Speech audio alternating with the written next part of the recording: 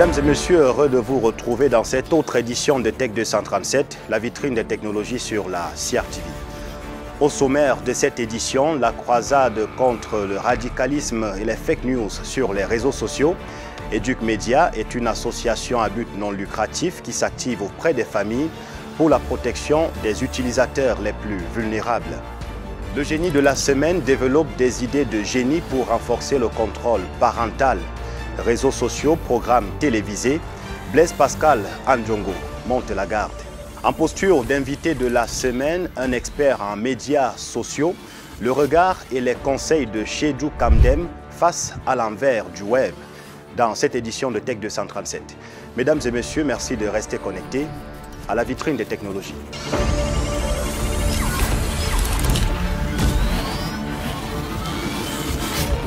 Les réseaux sociaux facilitent la vie, ça c'est vrai, mais ils peuvent aussi la pourrir lorsque des esprits malveillants s'y mettent. Le radicalisme, les fake news, la cybercriminalité, voilà autant de facteurs du côté sombre des réseaux sociaux que combat avec la dernière énergie. L'association à but non lucratif Educ Media, réseaux sociaux, programmes télévisés, elle monte la garde au quotidien. C'est le reportage de la semaine signé Léa Zok.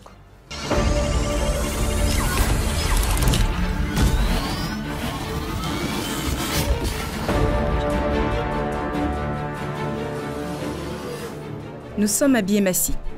Ici, les locaux d'Educ Media, une association qui promeut l'éducation aux médias. Son cheval de bataille, transformer l'utilisation des réseaux sociaux par les jeunes Camerounais en armes de connaissance et de développement intellectuel. Nous avons en principe trois grands pôles d'intervention. On a un pôle qui est beaucoup plus large, pôle sensibilisation et éducation. Là-dedans, il s'agit de la formation des jeunes, au fact-checking, à l'esprit critique, mais pas seulement des jeunes, mais des parents, des journalistes, des enseignants parfois aussi, mais beaucoup plus maintenant. Donc ça, c'est le pôle sensibilisation et formation. Mais en dehors de ce pôle, on a également le pôle recherche, qui travaille à la production des documents, production des guides. On a produit dernièrement un livret sur la parentalité numérique, c'est la dernière production d'Educ Media. Là, c'est le pôle recherche, mais également on a le pôle prise en charge. Quand on sait que dans l'utilisation du numérique et des écrans, on peut avoir des addictions, donc on a mis également en place un pôle de prise en charge qui est porté par des psychologues, prendre en charge des enfants qui sont addicts aux écrans, addicts à Internet, qui sont addicts tout ce qui porte sur le numérique. Donc voilà en général les trois grands pôles d'intervention. Le projet est porté par Blaise Pascal Andjongo. Depuis lors, le jeune homme lutte pour un contrôle parental plus assidu des programmes télévisés et de la consommation responsable d'Internet. La parentalité numérique de manière simple est une dynamique au cours de laquelle les parents font comprendre aux internautes dès le plus jeune âge la nécessité de s'interroger sur l'univers numérique et de les appréhender de manière citoyenne et créative. Et ça commence donc à la maison, à travers un certain échelonnage lié aux âges, où on apprend aux enfants quand utiliser les écrans, comment les utiliser, en respectant leurs âges, leur niveau de maturation psychologique, leur niveau de développement et tout ce qui va avec. Donc, pour avoir donc des citoyens conscients de leur impact dans la société. Elle donne aussi des outils aux adultes pour assimiler le numérique et leur permettre de protéger les enfants des infox et contenus toxiques auxquels ils peuvent être exposés. Ça naît aussi du fait qu'on se rend compte que les parents sont un peu déconnectés de ce monde. Ils sont en quelque sorte analphabètes numériques. Donc cette approche vise donc à leur donner les outils. Parce que l'éducation, c'est tout un assemblage, toutes les parties prenantes ont leur mot à dire. On leur donne donc les outils pour qu'à la maison, ils développent donc ces compétences chez les enfants afin qu'ils grandissent sainement et soient donc des citoyens aussi bien responsables et conscients dans la vie réelle que dans la vie virtuelle. Au sein des locaux d'Educ Media, le problème de la parentalité est pris au sérieux et mobilise un personnel qualifié et diversifié pour l'accompagnement des principaux acteurs. Des initiatives qui sont bienvenues et seront appuyées par la Charte de protection de l'enfant en ligne au Cameroun, mettant en place des curricula sur l'utilisation responsable d'Internet et des réseaux sociaux.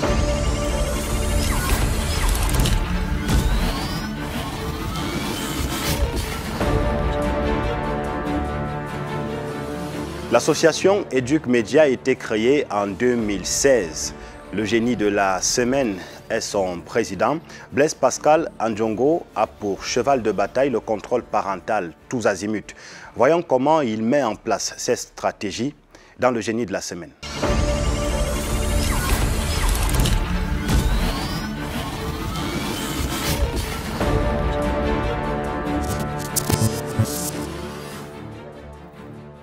Educ Média, c'est l'association camerounaise d'éducation aux médias qui est née en 2017 dans un contexte chrysogène que nous connaissons, notamment lié à la crise anglophone et pendant laquelle nous avions la diffusion de fausses informations, les discours de haine et de façon globale une mauvaise utilisation des réseaux sociaux. Nous avons pensé donc qu'il était nécessaire de pouvoir éduquer, sensibiliser les jeunes et les populations entières à la bonne utilisation de ces outils-là, mais également favoriser le développement de leur esprit critique. Donc on base, n'est-ce pas, notre association sur le développement de l'esprit critique dans les productions, dans les consommations et la diffusion des informations médiatiques. Educ Média est donc une organisation qui, depuis quelque temps, axe ses formations auprès des parents, auprès des enseignants, auprès des leaders de la société civile et même auprès des professionnels des médias, notamment les journalistes, pour apprendre notamment les questions de manipulation de l'information, les questions de fact-checking, modération des discours de haine, parentalité numérique, sécurité numérique et bien d'autres questions qui sont liées à la gestion des écrans, des technologies en famille. Educ Média, depuis sa création, est sur une lancée de plaidoyer, notamment envers le gouvernement, où nous avons organisé plusieurs sessions, des ateliers, des conférences. Nous avons invité le gouvernement pour qu'il prenne conscience des risques, mais également des opportunités que les jeunes pourraient trouver sur ces plateformes, avec ces technologies.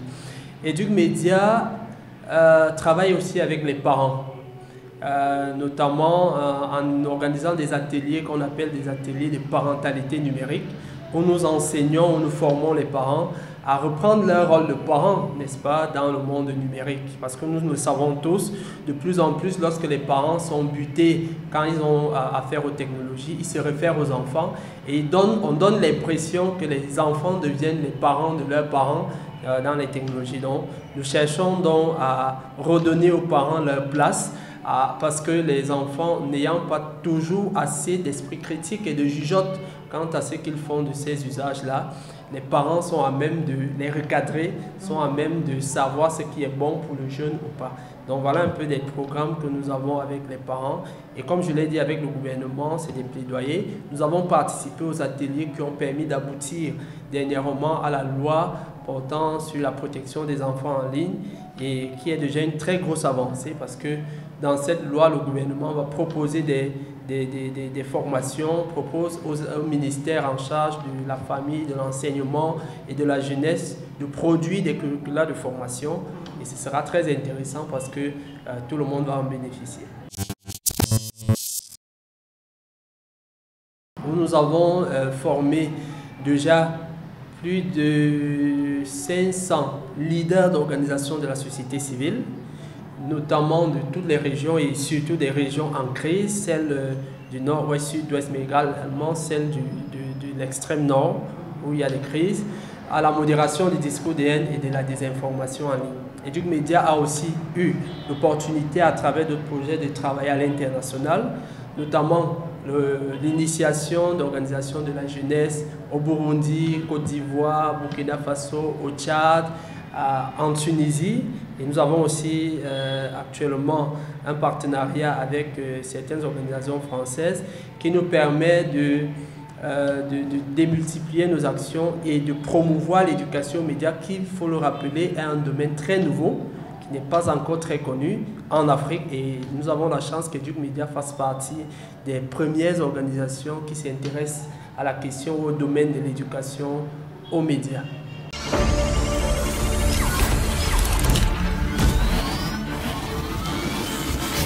Un regard plus approfondi maintenant sur la question des contenus web. un expert en médias sociaux, est l'invité de cette édition de Tech 237. Et pour Chedjou Kamdem, qui a l'habitude de soigner l'image des personnalités diverses sur les réseaux sociaux, l'utilisation responsable d'Internet est un impératif. L'invité de la semaine.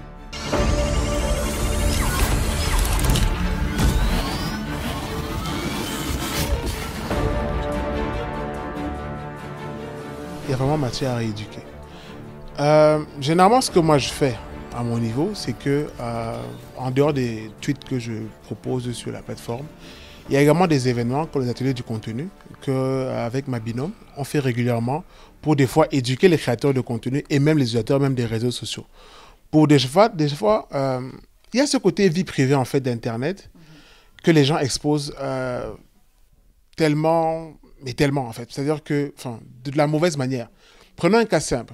Vous allez à un événement, à un concert, je ne sais pas quoi, et vous tweetez tout le temps là-dessus. Si une personne sait que vous vivez seul, techniquement, c'est qu'il n'y a personne chez vous.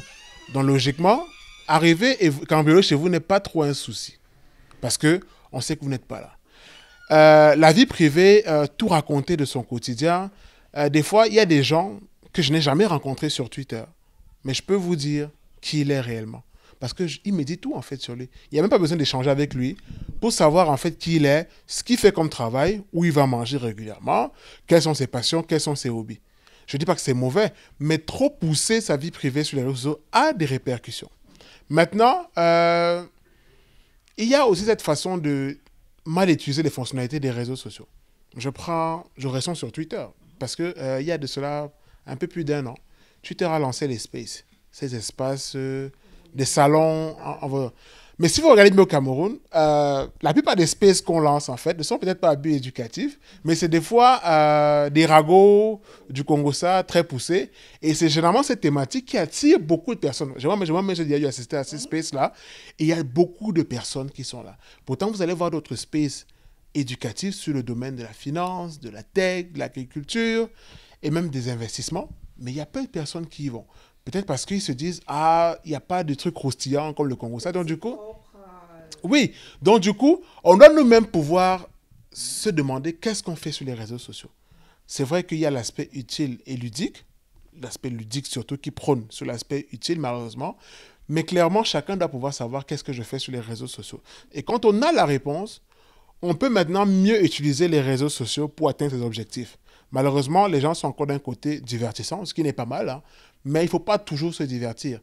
Actuellement, on a TikTok qui vraiment fait une flambée en termes de temps quotidien sur les réseaux sociaux. Les jeunes passent beaucoup de temps sur la plateforme et vu que le réseau social en lui-même est addictif, ça libère de la dopamine parce que les gens, des fois, sont... Du scrolling, là. Exactement. Et le fait de recevoir des likes au fur et à mesure qu'on pose du contenu, on veut toujours recevoir davantage d'attention.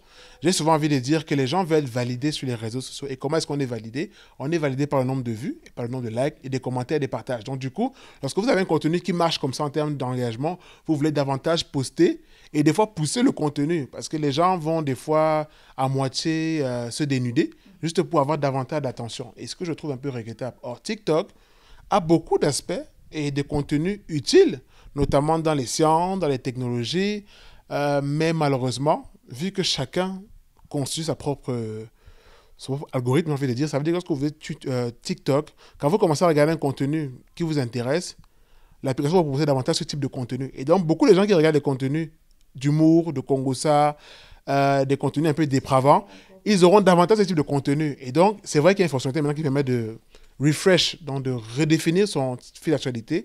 Mais malheureusement, beaucoup de gens se contentent dans cette qualité de contenu un peu dépravant, qui des fois peut-être n'apporte pas un côté vraiment utile. Mais bon, pour eux, c'est utile parce que ça déstresse peut-être leur quotidien, leur journée. Mais on constate que davantage de personnes aiment ce type de contenu. Donc, du coup, les créateurs de contenu vont davantage dans ce segment d'activité, proposent des contenus un peu trash, un peu divertissants, de l'humour, etc.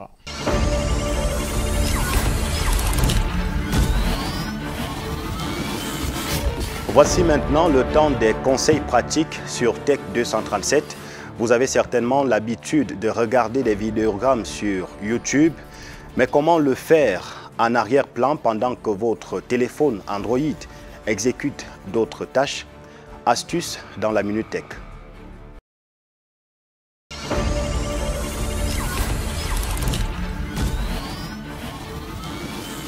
Aujourd'hui, on apprendra à ouvrir YouTube sans toutefois être sur l'application. Donc, vous ouvrez votre navigateur. Recherchez YouTube.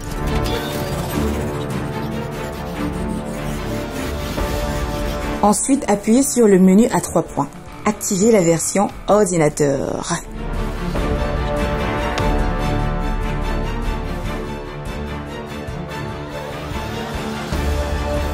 Ouvrez une vidéo ou une musique.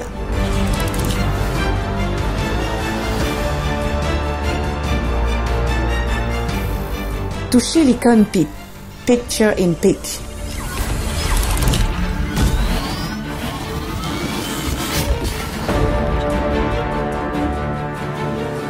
Touchez le bouton pour revenir à l'écran d'accueil. Une fois sur l'écran d'accueil, faites glisser la barre des notifications et là vous verrez que la version Picture in Pic est activée avec succès. Vous pouvez donc suivre votre émission Tech 237 tout en faisant autre chose. C'est tout pour la Minute Tech. Tech 237, c'est terminé pour cette édition. Mesdames et messieurs, merci de l'avoir regardé. Merci à nos équipes techniques et rédactionnelles. Merci de vous être connectés à la vitrine des technologies.